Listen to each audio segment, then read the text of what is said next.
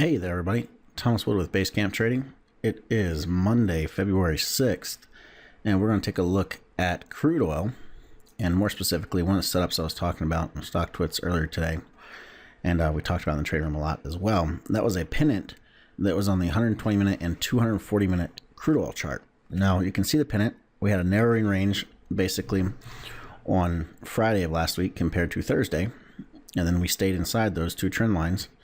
Earlier today, we bounced off the upper end of it and started coming down. Now, we ended up breaking out of the pennant at about a price of 53.46, 53.45, and went down to a low of 53.15 or so, which is about $300 a contract worth of a move.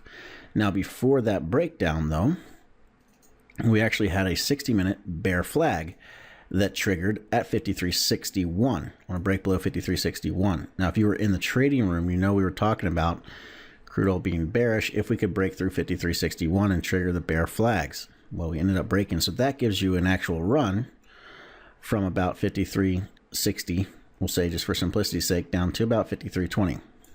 So giving you about $400 worth of a move in this market overall, which is not bad for an intraday trade. Now, I also sent out a message earlier today saying first target was hit. And if you're in the trade room, you know the first target was hit. And the reason that was hit is because we went significantly, or lower red price bar segment here, significantly undervalued on both the 120s and the 240s, saying that you're getting extended on that run. Now, so overall, great job for those of you that took the trade.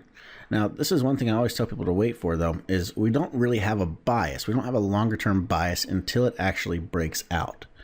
So be patient. Wait until it breaks, because people always say, well, is it going to break higher or is it going to break low? And we don't know. Nobody knows which way it's going to break until it actually breaks out. So be patient, wait for it to break, and then you have your trade. Now, that being said, you can still trade valid setups within the context of the overall big picture of being in a pennant. You just got to keep in mind they may not run very far. So for example, with the 61 break, it could have just come down, hit the support, and turn back around. So you just have to be aware that there's support down below it, and pay attention when it gets down there. Is it going to just run right through it? If so, then you're in good shape to keep moving. If it stops or stalls, then you're going, okay, maybe want to take profits, get out of this, and maybe getting ready to bounce back off of it.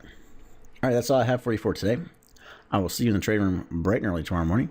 Until next time, happy trading.